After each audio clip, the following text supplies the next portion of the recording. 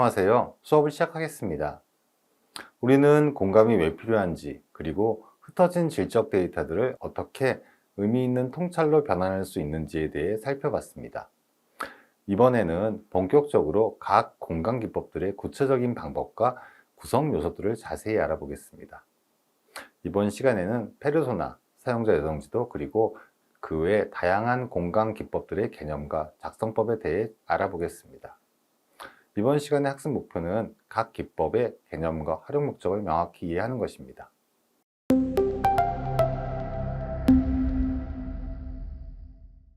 페르소나는 우리가 누구를 위해 정책을 만드는가라는 질문에 대한 구체적인 대답이 될 수 있습니다. 먼저 페르소나가 정확히 무엇인지부터 명확히 하겠습니다. 페르소나란 우리가 수집한 질적 데이터를 바탕으로 만든 가상의 대표 사용자입니다. 하지만 여기서 중요한 것은 가상이란 말에 속지 말아야 한다는 점입니다. 페르소나는 상상 속 인물이 아니라 실제 인터뷰와 관찰을 통해 발견한 패턴과 특성들을 하나의 인격체로 만드는 것입니다. 마치 소설가가 여러 인물의 특징을 모아 매력적인 주인공 한 명을 창조하듯 우리는 수많은 사용자의 데이터 속에서 핵심적인 행동 패턴, 목적, 어려움 등을 발견하고 이를 조합하여 대표 사용자, 즉 페르소나를 만드는 것입니다. 페르소나의 가장 큰 힘은 흩어져 있는 데이터의 이름과 얼굴, 그리고 이야기를 부여함으로써 차가운 데이터를 팀원 모두가 공감할 수 있는 사람으로 만드는 데 있습니다. 이를 통해 우리는 추상적인 사용자가 아닌 눈앞에 살아있는 듯한 대상을 위한 정책을 논의할 수 있게 됩니다. 페르소나의 핵심 목적은 세 가지입니다. 첫째, 추상적인 사용자 집단을 구체적인 한 사람으로 만들어 팀원 모두가 동일한 사용자를 머릿속에 그릴 수 있게 합니다. 둘째, 의사결정 순간마다 이 페르소나라면 어떻게 반응할까? 라고 구체적으로 질문할 수 있게 해줍니다. 셋째, 복잡한 사용자 데이터를 직관적으로 이해하고 공유할 수 있는 소통 도구가 됩니다. 예를 들어 고령층을 위한 서비스를 만들어야 한다 하면 팀원마다 머릿속에 그리는 고령층이 다를 수 있습니다. 어떤 사람은 70대의 정년퇴직한 대학 교수를 떠올리고 어떤 사람은 60대 자영업자를 생각할 수 있죠. 하지만 김순자 할머니를 위한 서비스를 만들어야 한다고 하면 모든 팀원이 동일한 사용자를 생각하게 됩니다. 67세, 독거노인, 스마트폰 초보 사용자, 실수에 대한 두려움이 있는 이렇게 구체적인 모습이 그려지게 되는 것입니다. 페르소나와 타겟 고객의 차이도 명확히 해두겠습니다. 타겟 고객은 60에서 70대 여성처럼 인구 통계학적 범주지만 페르소나는 김순자라는 이름을 가진 살아있는 인물입니다.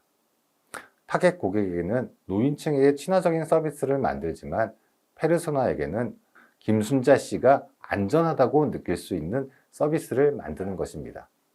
이 차이가 정책의 구체성과 실효성을 크게 좌우합니다. 또한 페르소나는 평균 사용자가 아닙니다. 많은 사람이 착각하는 부분인데 페르소나는 모든 사용자의 평균적인 특성을 모으는 것이 아니라 우리가 해결하고자 하는 문제와 가장 직결된 의미 있는 사용자 패턴을 구현한 것입니다. 김순자 할머니가 모든 70대를 대표하는 것이 아니라 디지털 서비스 접근에 어려움을 겪는 고령층이라는 특정 문제 상황을 가장 잘 보여주는 대표자인 것입니다. 페르소나 작성 시 가장 중요한 원칙이 하나 있습니다. 바로 모든 내용이 수집된 데이터에 근거해야 한다는 것입니다.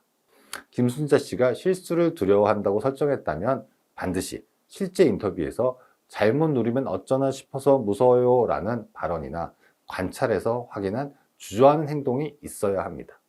우리 추측이나 편견으로 만든 페르소나는 오히려 잘못된 정책, 잘못된 문제 정의를 만들 수 있는 함정이 될 수 있다는 것입니다. 그렇다면 좋은 페르소나는 어떤 요소들로 구성될까요? 페르소나를 구축할 때 고려해야 할 5가지 핵심 요소들을 구체적 예시와 함께 살펴보겠습니다. 첫 번째, 프로필입니다. 이름, 나이, 성별, 직업, 거주지, 가족 구성 등 기본적인 인구 통계학적 정보를 포함해야 합니다. 하지만 여기서 주의할 점은 이런 정보들이 단순한 설정이 아니라 우리가 해결하려는 사회 문제와 관련이 있어야 한다는 것입니다. 예를 들어 온라인 민원 서비스 개선을 위한 페르소나를 만든다면 김순자 씨라는 67세 여성을 설정할 수 있습니다. 그녀는 부산 사하구 다대동이라는 고령 인구가 밀집한 지역에 거주하고 식당을 운영하다 은퇴한 독거 어르신입니다. 아들이 한 명 있지만 서울에 살고 있어 자주 만나기는 어려운 상황입니다. 스마트폰은 사용하지만 통화와 문자 위주로만 활용합니다. 여기서 67세, 독거, 아들이 멀리 거주라는 설정은 단순한 배경이 아니라 디지털 민원 서비스 이용에 직접적 영향을 미치는 매우 중요한 조건들입니다. 두 번째, 성격과 행동 패턴입니다. 이 사람이 평소 어떤 성향을 가지고 있는지, 문제 상황에서 어떻게 반응하는지를 구체적으로 기술해야 합니다. 김순자 할머니의 경우를 보면 신중한 성격으로 새로운 일을 시도하기 전 여러 번 확인하는 습관이 있습니다. 또한 관계 의존적 성향이 강해서 모르는 것이 있으면 주변 사람에게 직접 물어보는 것을 선호하죠. 잘못 누르면 어떻게 하지? 라는 생각으로 온라인 서비스를 망설이는 실수에 대한 두려움도 역시 가지고 있습니다. 하지만 한편으로는 학습 의지가 있어서 한 번 배우면 꼼꼼히 메모해두고 반복 사용하는 특성도 보입니다. 이런 행동 패턴은 실제 인터뷰에서 저는 뭔가 잘못 건드릴까봐 무서워서 아들이 올 때까지 기다렸어요 라는 발언에서 도출된 것입니다. 세 번째는 기대와 동기입니다. 이 사용자가 우리 정책이나 서비스를 통해 무엇을 얻고자 하는지, 어떤 문제를 해결하고 싶어 하는지를 명확하게 해야 됩니다. 김순자 씨의 경우 가장 기본적인 요건은 복잡한 서류 절차 없이 간단히 주민등록 등본을 발급받는 것입니다. 또한 효율성을 추구해서 주민센터까지 가는 시간과 교통비를 절약하고 싶어 합니다. 더 깊은 차원에서는 자립감을 확보하고 싶어 하죠. 아들에게 매번 부탁하지 않고 혼자서도 할 수 있다는 성취감을 느끼고 싶어 합니다. 무엇보다도 개인정보 유출이나 실수 없이 안전하게 처리되기를 바랍니다. 네 번째는 요구사항과 목적입니다. 좀 더 구체적으로 이 사용자가 특정 상황에서 달성하려는 과업이 무엇인지를 정의해야 합니다. 빠르게, 안전하게, 쉽게와 같은 추상적 표현보다는 구체적 요구사항을 포함해야 합니다. 시간적으로는 전체 과정이 10분을 넘지 않았으면 좋겠다고 생각하고, 인지적으로는 한 화면에 버튼이 3개를 넘지 않았으면 한다고 느낍니다. 기술적으로는 공인인증서 같은 복잡한 인증 과정은 피하고 싶어 하고, 물리적으로는 글자 크기가 충분히 커서 돋보기 없이도 읽을 수 있어야 합니다. 심리적으로 각 단계마다 제대로 하고 있다는 확신을 주는 안내 메시지를 원합니다. 마지막 5번째는 고충점과 좌절 요인입니다.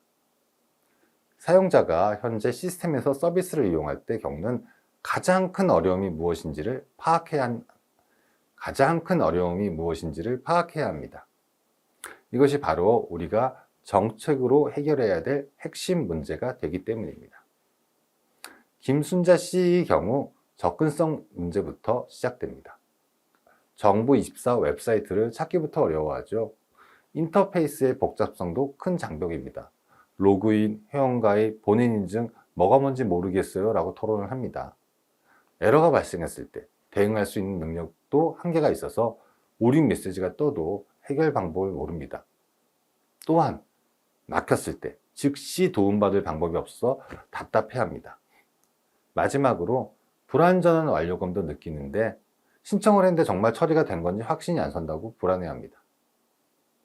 여기서 가장 중요한 원칙은 페르소나는 창작이 아니라 발견이라는 점입니다.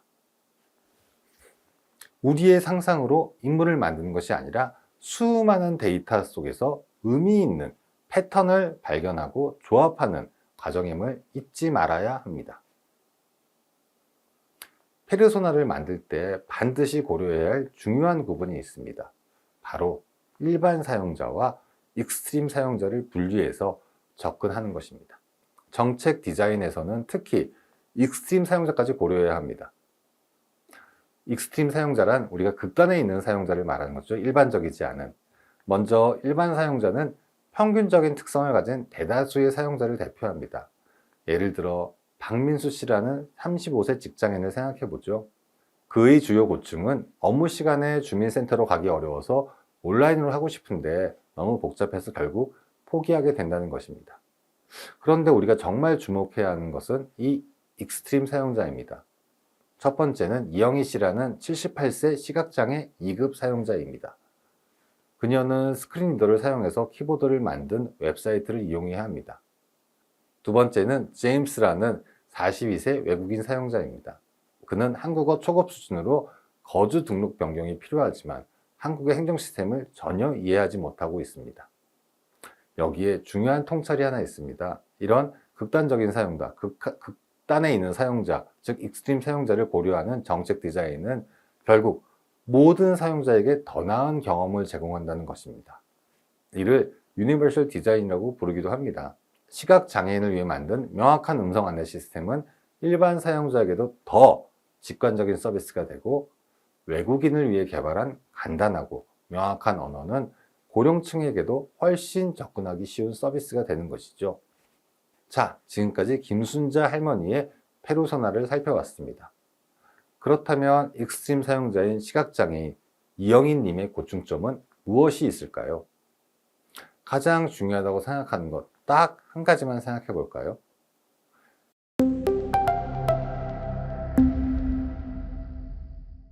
페르소나를 통해 그 누구의 문제를 풀지 명확히 했다면 그 다음 단계는 그 사람이 겪는 경험의 과정을 시각적으로 펼쳐보는 사용자 여정지도를 만드는 것입니다. 사용자 여정지도란 특정 사용자가 목적을 달성하기 위해 거치는 전체 과정을 시각적으로 시각화한 도구입니다. 단순히 어떤 행동을 하는지만 나열하는 것이 아니라 각 단계에서 무엇을 생각하고 어떤 감정을 느끼며 어떤 어려움을 겪는지까지 포함하여 사용자의 경험 전체를 입체적으로 그려내는 것입니다. 이를 쉽게 이해하기 위해 영화나 드라마의 스토리보드를 떠올려 보면 좋습니다. 주인공이 어떤 상황에서 시작해서 어떤 사건들을 겪고 어떤 감정의 변화를 보이며 최종적으로는 어떤 결과에 도달하는지를 장면별로 그려놓는 것과 같습니다. 사용자 여정지도와 마찬가지로 우리 주인공인 페르소나가 겪는 한 편의 드라마 시나리오를 그리는 것과 마찬가지입니다. 사용자 여정지도가 중요한 이유는 세 가지입니다. 첫째, 전체적 관점을 제공합니다. 우리는 종종 서비스의 특정 부분에만 집중하게 되는데, 이런 여정지도는 사용자가 경험하는 전체 흐름을 보여줍니다. 둘째, 감정의 기복을 시각화합니다. 사용자가 언제 기뻐하고 언제 좌절하는지, 어느 지점에서 포기하고 싶어 하는지를 한눈에 파악할 수 있습니다. 셋째, 개선 우선순위를 명확히 합니다.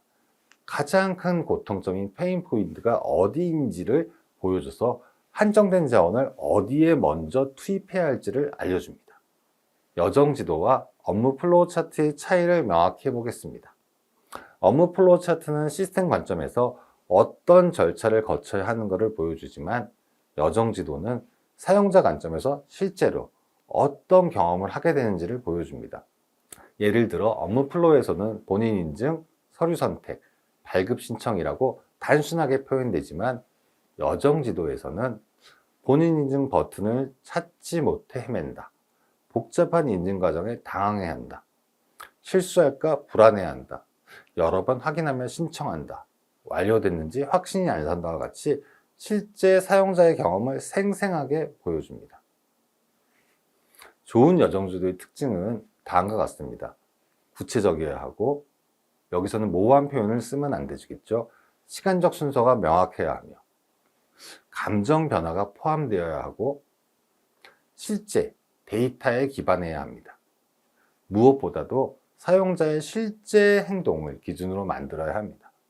우리가 원하는 이상적인 여정이 아니라 실제 관찰되고 인터뷰에서 확인된 여정이어야 한다는 점입니다. 여정지도를 만드는 가장 큰 함정 하나를 미리 알려드리겠습니다. 바로 시스템 관점에서 만드는 실수입니다. 사용자가 홈페이지에 접속한다, 로그인한다, 메뉴를 선택한다가 아니라 김순자 씨가 정보24에서 뭔지 몰라서 검색한다. 여러 사이트 중에서 어떤 게 진짜인지 몰라 망설인다. 로그인 버튼을 찾지 못해 한참 헤맨다처럼 실제 사용자의 경험을 중심으로 만들어야 합니다. 자, 이제 사용자 여정지도의 핵심 구성 요소들을 구체적 예시와 함께 살펴보겠습니다. 앞서 소개한 김순자 할머니가 주민등록 등본을 온라인으로 발급받으려는 상황을 통해 각 요소를 설명해 보겠습니다. 첫 번째, 여정 단계입니다. 사용자의 경험을 논리적인 단계로 나누는 것입니다. 김순자 씨의 경우 예를 들면 인지 단계에서는 은행에서 등본이 필요하다고 하네. 탐색 단계에서는 온라인으로도 받을 수 있다고 들었는데 어떻게 하지? 시도 단계에서는 정보24라는 사이트에 들어가 보자. 이용 단계에서는 로그인을 하고 서류를 신청해 보자.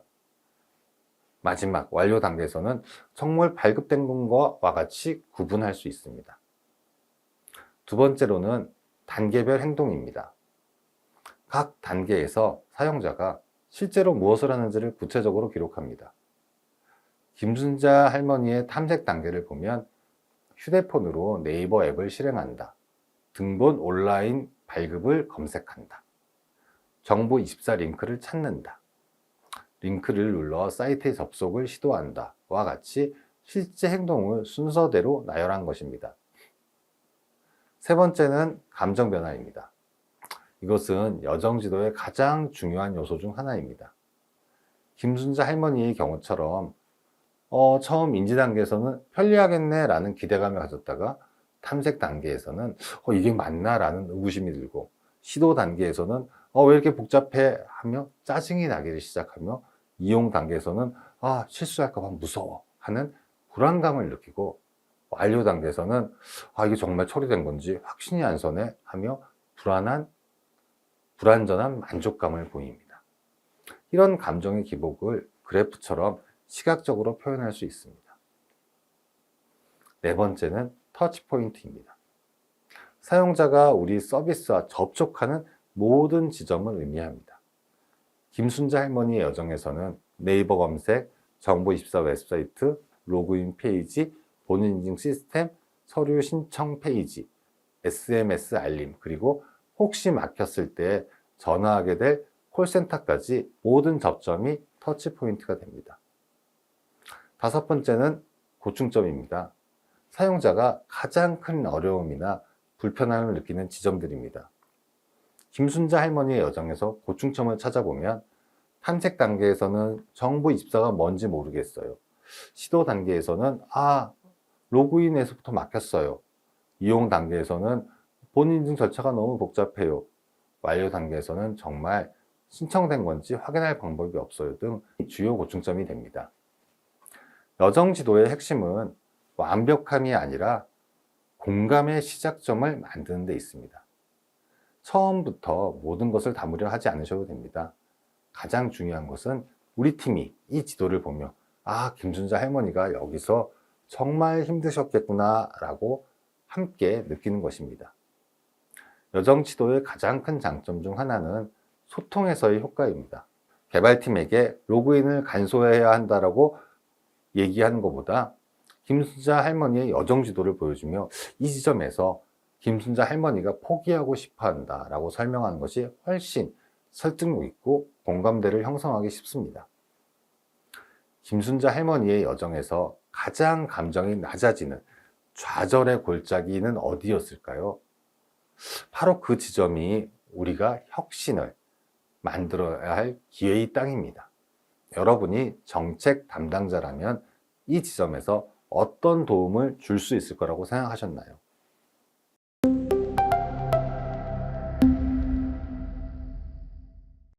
이제 페르소나와 사용자 여정지도를 보완하는 세 가지 핵심 기법을 자세히 살펴보겠습니다. 이 기법들은 개별적으로도 유용하지만 함께 사용할 때 사용자에 대한 입체적 이해를 완성할 수 있습니다. 첫 번째는 컨텍스트 매핑 또는 환경 매핑입니다. 사용자는 진공 상태에서 우리 서비스를 이용하는 것이 아닙니다. 그들을 둘러싼 물리적, 사회적, 문화적, 제도적, 환경 모두 사용자의 행동과 선택에 영향을 미칩니다. 컨텍스트 매핑을 할 때는 보통 4가지 영역으로 나누어 분석을 합니다. 물리적 환경은 사용자가 서비스를 이용하는 공간, 기기, 도구를 의미하고, 사회적 환경은 가족, 친구, 동료 등 인간관계와 지원 네트워크를 포함합니다. 문화적 환경은 가치관, 신념, 관습 등 보이지는 않지만 행동에 영향을 미치는 요소들이며, 제도적 환경은 법률, 규정, 조직, 정책 등 공식적 구조와 제도를 말합니다. 김순자 할머니의 사례를 자세히 들여다볼까요? 먼저 할머니의 물리적 환경은 단순히 오래된 스마트폰을 넘어 느린 와이파이, 작은 화면과 글씨를 보기 위해 항상 돋보기에서 찾아야 하는 번거로움, 그리고 어두운 집안 조명 등 디지털 경험의 질을 떨어뜨리는 직접적 물리적 장벽들로 이루어져 있습니다. 사회적 환경으로는 아들이 멀리 산다는 사실 외에 주변 친구들 역시 디지털 기기에 서툴러 서로 물어볼 수 없는 상황이나, 젊은 사람한테는 물어보기 괜히 미안하고 눈치 보이는 문화, 그리고 인터넷은 위험하다는 주변의 막연한 불안감 등이 새로운 시도를 주저하게 만드는 강력한 사회적 압력으로 작용합니다. 마지막으로 제도적 환경은 공인인증서라는 기술적 장벽뿐 아니라 정부 입사와 같은 생소한 행정용어, 문제가 생겼을 때 어디에 전화해야 할지 알기 어려운 불분명한 지원체계, 그리고 오류가 나면 모든 것을 처음부터 다시 해야 하는 비관용적인 시스템 등 사용자의 좌절감을 증폭시키는 문제들입니다. 오히려 이처럼 컨텍스트 매핑을 통해 우리는 문제가 단순히 김순자 할머니 개인의 디지털 역량 부족이 아님을 명확히 알 수 있습니다. 오히려 김순자 할머니를 둘러싼 복합적인 환경이 보이지 않는 장벽을 만들고 있음을 이해하게 됩니다. 두 번째 기법은 이해관계자 지도입니다. 사회 문제는 보통 한 명의 사용자만 관련된 것이 아니라 다양한 이해관계자들이 복잡하게 얽혀 있습니다. 이해관계자 지도는 이들 간의 관계와 이해관계를 체계적으로 분석하는 전략적 도구입니다. 이해관계자를 파악할 때는 보통 3단계로 진행됩니다. 첫 번째 단계는 이해관계자를 식별하는 것으로 정책에 직접 영향을 받거나 미치는 직접 이해관계자와 부분적이거나 2차적으로 관련되는 간접적 이해관계자로 구분합니다. 두 번째 단계는 영향력과 관심도를 분석하는 것입니다. 각 이해관계자를 정책 결정에 미치는 힘인 영향력과 해당 이슈에 대한 관심 정도를 기준으로 2x2 매트릭스를 배치해 보는 것이죠. 마지막으로 세 번째 단계는 이렇게 분석된 그룹별로 맞춤형 소통 전략을 수립하는 것입니다. 온라인 민원 서비스 개선 사례를 구체적으로 살펴보겠습니다. 직접적 이해관계자로는 김순자 할머니와 같은 시민 사용자들, 행정안전부 민원서비스과, 각 지자체 민원 담당 부서, 한국지능정보사회진흥원, 그리고 시스템 개발 및 운영업체 등이 있습니다. 간접적 이해관계자로는 김순자 할머니의 아들과 같은 가족 구성원들, 동네 친구들과 지역사회 복지관이나 주민센터 직원들, 디지털 격차 해소를 주장하는 시민단체들, 그리고 국정감사를 수행하는 국회의원들이 포함됩니다. 이들을 영향력 관심도 매트릭스로 분석하면 행정안전부는 높은 영향력과 높은 관심도를 가진 핵심 협력 대상이고, 김순자 할머니는 낮은 영향을 가졌지만 높은 관심도를 보이므로 반드시 의견을 수렴해야 할 대상입니다. 관련 시민단체는 중간 정도의 영향력과 높은 관심도를 가진 지지 확보 대상이며, IT 개발 업체는 높은 영향력을 가졌지만 관심도는 중간 정도이므로 이해관계를 잘 조종해야 될 대상이 됩니다. 각 이해관계자의 핵심 관심사와 우려사항을 파악하는 것이 중요합니다. 예를 들어 행정안전부는 민원 처리 효율성 향상과 예산 절감에 관심이 있지만 고령층 민원 증가를 우려하고 김순자 할머니는 쉽고 안전한 이용을 원하지만 개인정보 유출과 실수를 걱정하며 시스템 개발 업체는 기술적 완성도를 추구하지만 과도한 접근성 요구를 부담스러워할 수 있습니다. 세 번째 기법은 POV 정의문 작성입니다. POV는 Point of View의 줄임말로서 우리 팀이 사용자에 대해 갖는 공통적인 관점을 명확하고 간결하게 정의하는 도구입니다. 이는 팀원들의 서로 다른 해석을 방지하고 일관된 방향성을 제공합니다. POV 정의문의 기본 구조는 우리는 구체적 사용자가 명확한 니즈를 갖고 있다고 믿는다. 왜냐하면 데이터를 통해 통찰이 이렇기 때문입니다. 라는 형식입니다. 작성할 때 몇 가지 주의사항이 있습니다. 사용자는 고령층이 아니라 디지털 서비스 초보인 독거 고령 여성처럼 구체적으로 정의해야 하고, 니즈는 편리한 서비스가 아니라 각 단계마다 확인받을 수 있는 실시간 안내처럼 행동 가능한 형태로 표현해야 합니다. 그리고 통찰은 당연히 그럴 것입니다 라는 추측이 아니라 실제 수집된 데이터에서 도출된 근거여야 합니다. 김순자 할머니에 대한 구체적인 POV 정의문을 만들어 보겠습니다. 예를 들어, 우리는 디지털 서비스 초보인 독거 고령 여성이 각 단계마다 올바르게 진행되고 있음을 확인받을 수 있는 실시간 안내 시스템을 필요로 한다고 믿는다. 왜냐하면 인터뷰에서 그들이 실수할까봐 무서워서 중간에 포기한다고 반복적으로 언급했기 때문이다. 와 같이 만들 수 있습니다. 또 다른 예시로는 우리는 가족의 도움을 받기 어려운 고령 사용자가 즉시 접근 가능한 지원 채널을 필요한다고 믿습니다. 왜냐하면 관찰 결과 그들이 막혔을 때 포기하거나 며칠을 기다리는 행동을 보여줬기 때문입니다. 등을 이야기할 수 있습니다. 자, 그럼 우리 함께 POV 정의문을 만들어 볼까요? 우리는 김순자 할머니가 어떤 것을 필요로 한다고 믿는다. 왜냐하면 어떤 이유 때문이기 때문이다. 이 가로 안에 들어갈 말을 한번 생각해서 적어주세요. 힌트를 드리자면 김순자 할머니가 가장 어려웠던 지점이나 가장 원했던 것이 무엇인지 떠올려 보세요.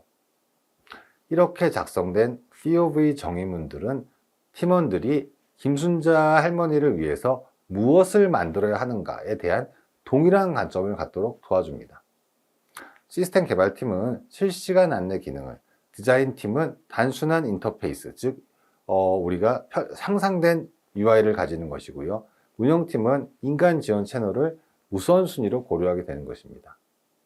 이 세 가지 기법을 페르소나, 여정지도와 함께 활용하면 강력한 시너지가 발생합니다. 페르소나로 김순자 할머니라는 구체적인 사용자를 정의했고, 여정지도로 그녀의 경험을 시각화했습니다. 컨텍스트 매핑으로 그녀를 둘러싼 환경 제약을 이해하고, 이해관계자 지도로 관련된 모든 주체들의 복잡한 이해관계를 파악했습니다. 최종적으로 POV 정의문으로 팀의 관점을 통일했습니다. 이렇게 다층적으로 접근하면 온라인 민원 시스템 개선이라는 추상적 과제가 김순자 할머니와 같은 고령층이 안전하게 느끼며 단계적으로 배울 수 있는 맞춤형 지원 시스템 구축이라는 구체적이고 실행 가능한 과제로 변화하게 됩니다. 이것이 바로 공간 기법들이 만들어내는 변화입니다. 이것이 바로 공간 기법들이 만들어내는 변화의 힘입니다. 오늘 우리는 공간 기법의 구체적인 도구들과 작성 방법을 살펴보았습니다. 페르소나의 구성 요소부터 사용자 여정지도의 시각화 방법, 그리고 이를 보완하는 다양한 추가적인 기법들을 전체적인 틀 안에서 이해했습니다. 하지만 아무리 우리가 이론을 완벽하게 안다고 해도 직접 만들어 보지 않으면 어렵습니다. 앞으로 다음 시간에는 저희가 이것들을 활용해서 실제 어떤 식으로 페르소나를 만들고 여정지도를 만들고 실제 문제점을 찾아갈지 배워보도록 하겠습니다. 예, 감사합니다.